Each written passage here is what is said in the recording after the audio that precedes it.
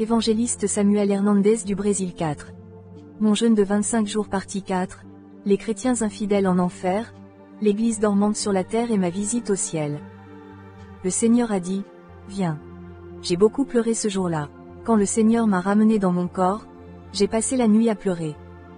Le Seigneur m'a emmené en Turquie aussi et m'a montré toutes sortes de sacrifices, ce qui s'y faisait avec des animaux, des enfants, des hommes.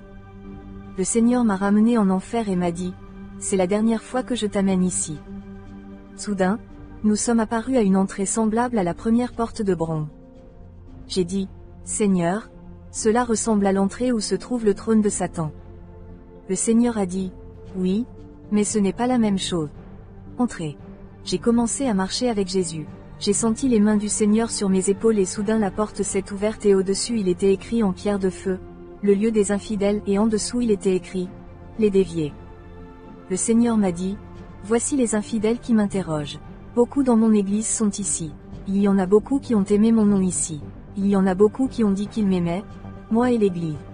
Ils ont lu la Bible, ont parlé de moi et ont dit qu'ils étaient croyants, mais ils n'ont pas réalisé que je les ai vus sur terre. Rien ne m'est caché, toutes choses sont nues devant ma présence. Il n'y a rien qui ne soit révélé à mes yeux. Mes yeux sont partout, je suis omniprésent. Quand je suis entré, un couple était tourmenté et il criait. Il ne savait pas que Jésus était là. J'ai vu un homme qui avait la Bible à la main. Il chercha dans la Bible mais ne la trouva pas et dit, où est-elle? Où est-il? Le Seigneur m'a dit, il cherche dans ma parole un texte qui lui donnera l'espoir de partir. Ma parole dit dans Jean 14:6, je suis le chemin, la vérité et la vie. Nul ne va au Père que par moi. Cet homme a entendu l'évangile qu'il n'a pas compris. Il pensait qu'en déclarant qu'il était sur mon chemin, il était déjà sauvé.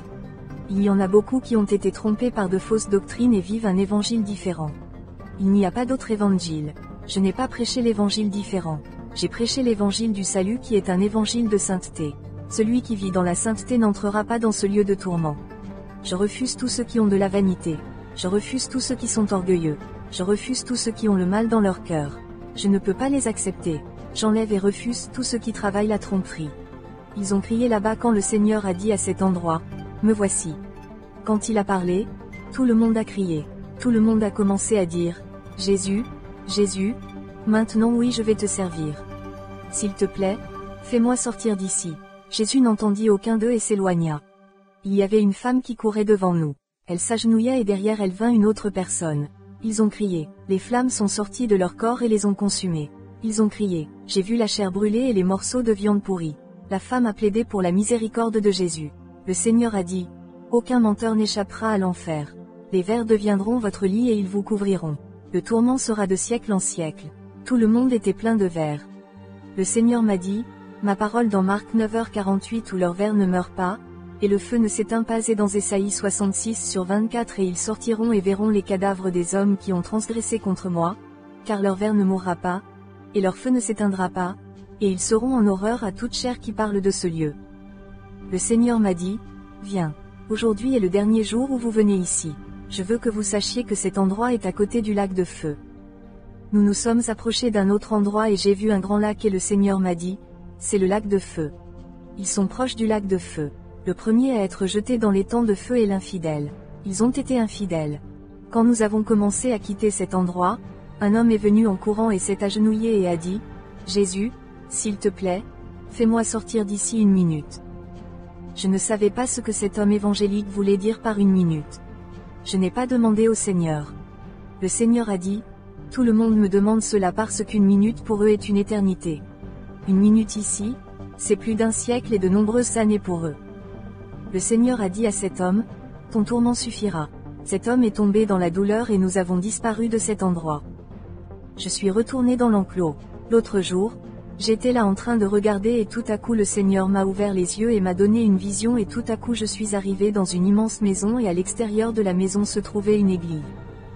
J'ai dit, Seigneur, quelle est cette église? Le Seigneur m'a dit, c'est l'église qui représente mon église sur terre. Je veux que tu regardes à l'intérieur. Au moment où je suis entré, j'ai vu qu'il y avait un homme qui se tenait là en train d'enseigner.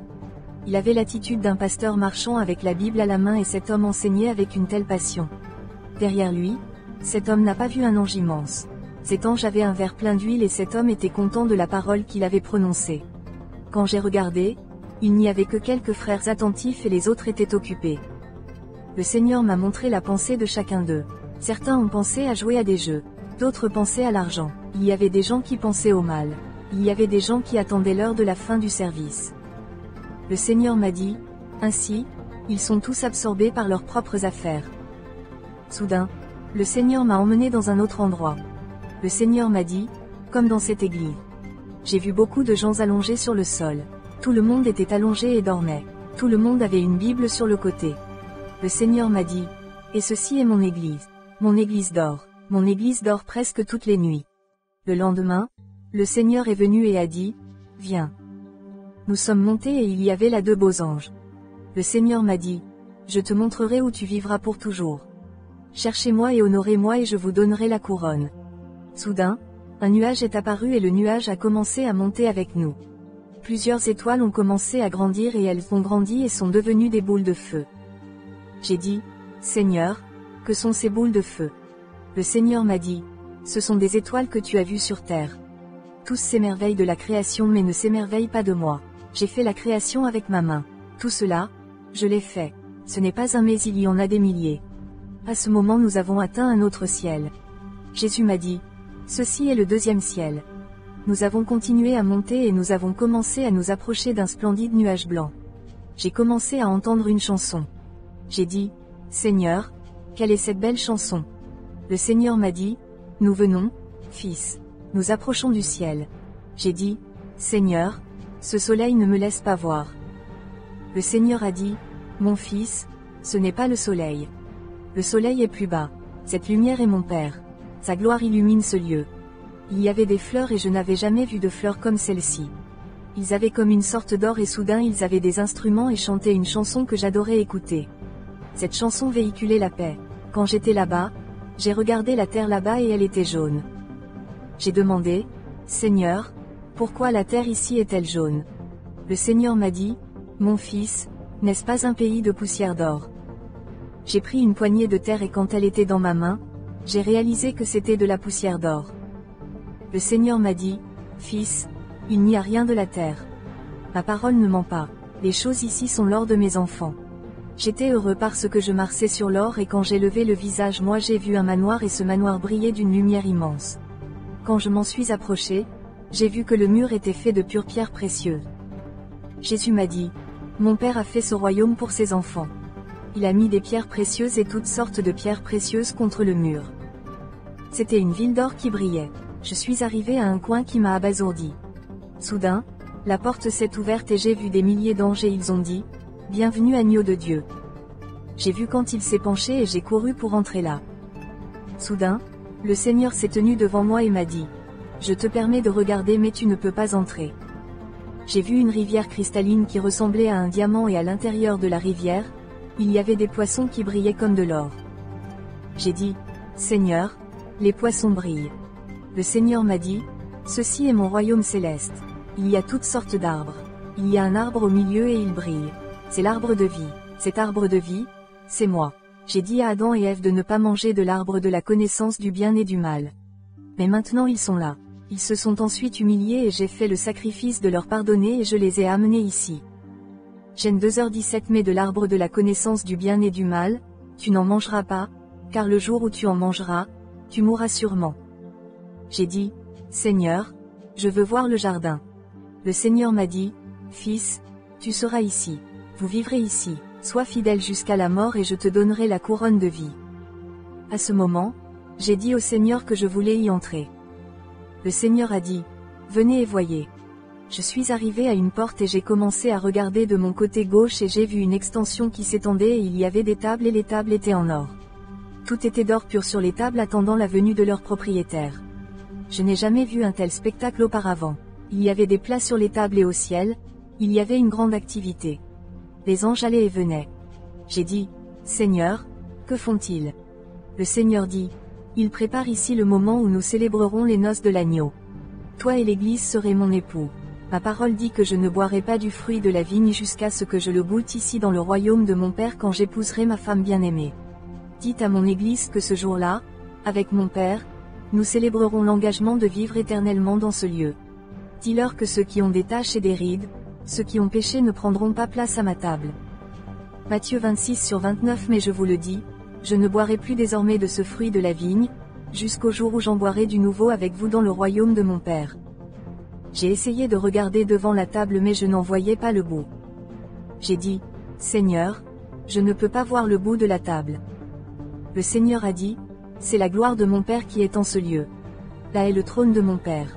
Mon Père s'est levé car il ne reste que quelques secondes et les anges des trompettes n'attendent que mon Père lève la main.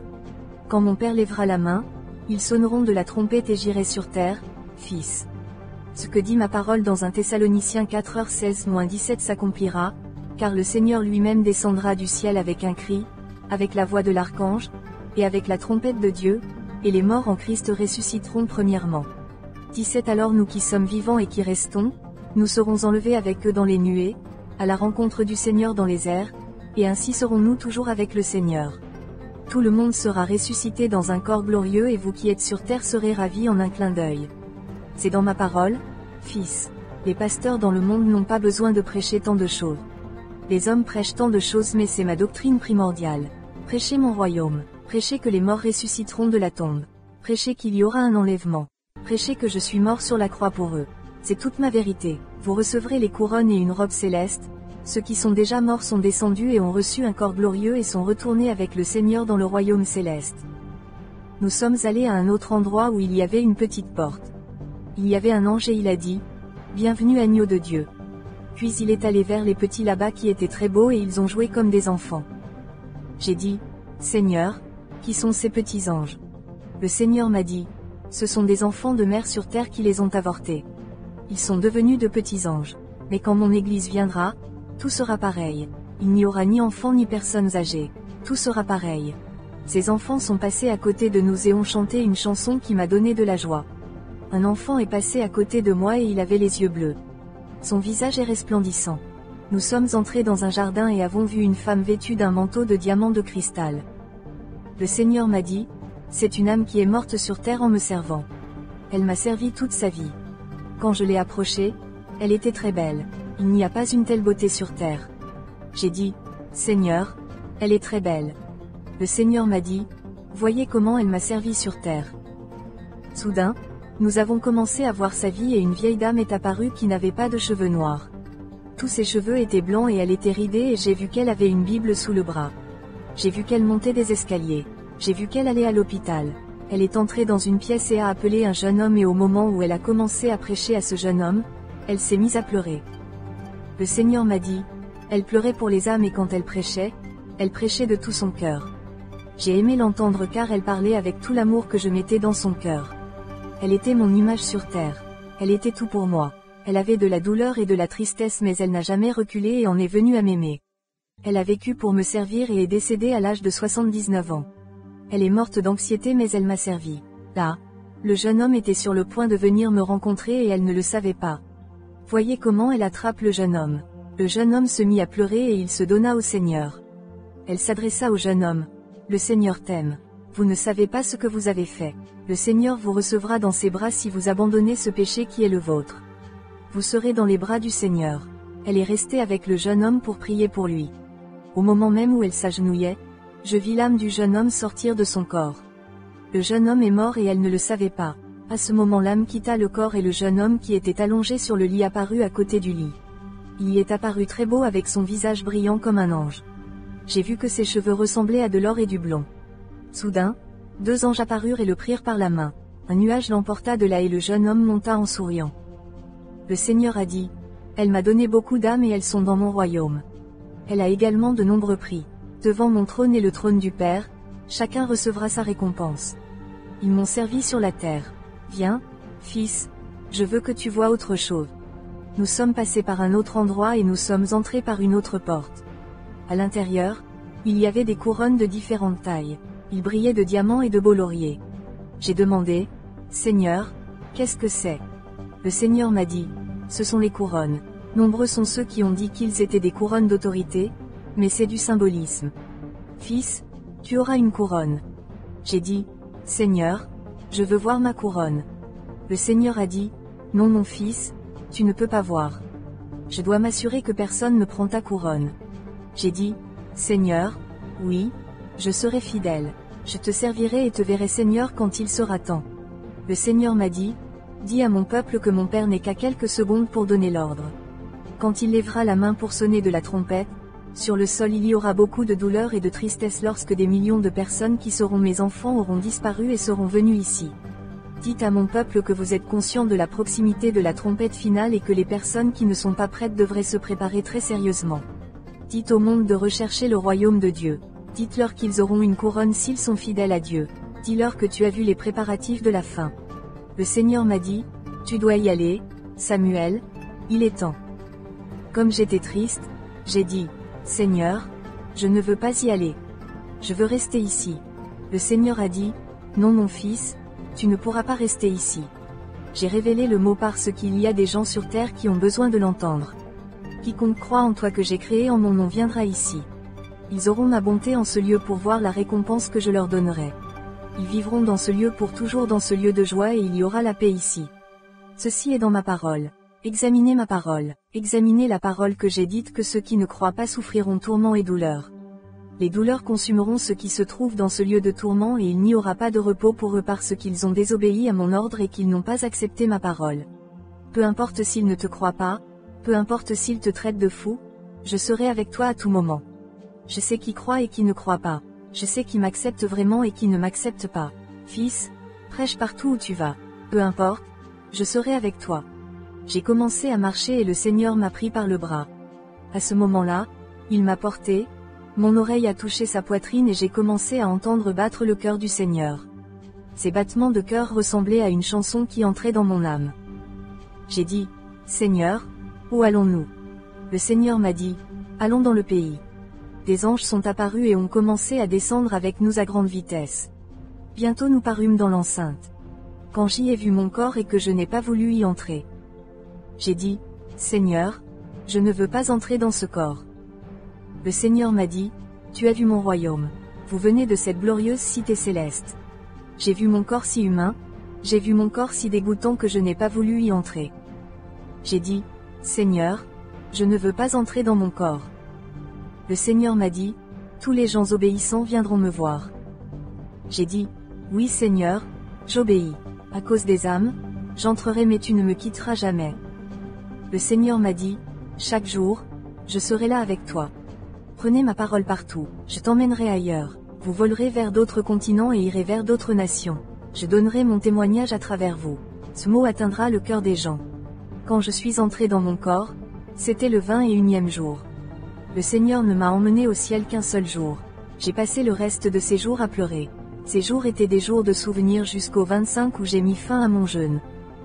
Aujourd'hui, vous êtes privilégiés. Ami, aujourd'hui tu es privilégié toi qui m'écoutes à travers cette vidéo, lire ceci. Aujourd'hui, vous avez une vérité et si vous allez l'ignorer, vous souffrirez comme ces âmes dans le lieu de tourment. Permettez-moi de dire que si vous acceptez, vous vivrez pour toujours dans la place précieuse que Dieu a dans son royaume. Vous aurez la joie des âmes qui vivent avec le Christ et vivront dans ce lieu de paix. L'enfer est plus réel que vous-même. Le ciel est pour vous aujourd'hui si vous acceptez Jésus-Christ. Amen.